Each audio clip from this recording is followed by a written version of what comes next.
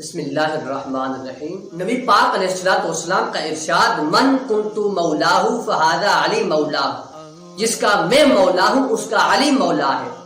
مولا کا معنی ہے مددگار، ساتھ رہنے والا اور کراہت کو دور کرنے والا۔ اب یہاں پر ہم اہل سنت کا عقیدہ سن لو۔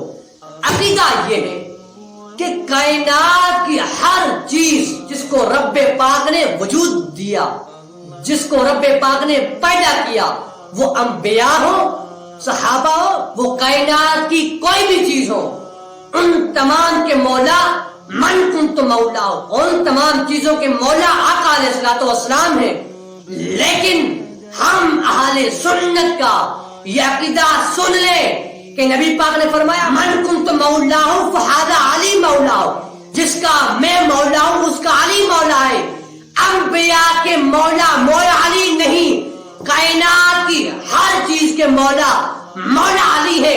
صحابہ سے لے کر تا قیامت آنے والے ہر انسان کے مولا مولا علی ہے، لیکن انبیاء کے مولا مولا علی نہیں، انبیاء کے مولا رسول اللہ خود مولا ہے۔ یہ ہم اہل سنت کا عقیدہ ہے، جن کا یہ عقیدہ ہے کہ انبیاء کا مولا مولا علی ہے۔ تو سن لے، کیا انبیاء پر کراہت آتی ہے؟ نہیں آتی۔ کیا انبیاء پر برائی آتی ہے؟ نہیں آتی۔ مولا کا معنی ہے برائی دور کرنے والا، کراہت دور کرنے والا۔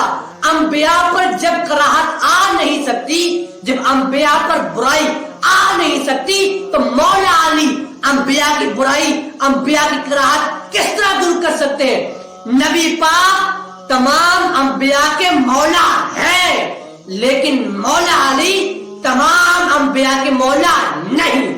مولا علی صحابہ سے لے کر تا قیامت آنے والے ہر انسان کے مولا ہے، لیکن انبیاء کے وہ مولا نہیں۔ یہ ہم اہل سنت کا عقیدہ ہے، ہر اس اللہ کے ولی کا عقیدہ جس کو رب پاک نے پیدا کیا۔ تو کائنات کا کوئی مولوی ہو، مفتی ہو، شیخ الحدیث ہو، کوئی بھی ہو، جس کا یہ عقیدہ ہے کہ مولا علی انبیاء کے مولا ہے، تو پھر مجھے یہ بتا دے مولا کا معنی کراہت دور کرنا ہے، مولا کا معنی برائی دور کرنا ہے۔ یہ بتا دے کیا انبیاء پر برائی آتی ہے؟ کیا انبیاء پر کراہت آتی ہے؟ کیا مولا علی انبیاء کی کراہت دور کر سکتا ہے؟ کیا مولا علی انبیاء کی برائی دور کر سکتا ہے؟ نہیں کر سکتا۔